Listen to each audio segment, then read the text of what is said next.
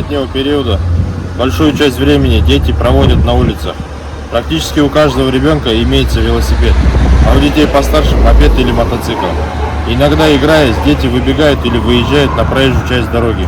Незнание детьми элементарных правил дорожного движения, недисциплинированность, невнимательность, а также недостаточный надзор некоторых родителей приводит к необратимым последствиям. С начала года на дорогах нашего города с участием детей произошло 17 дорожно-транспортных происшествий.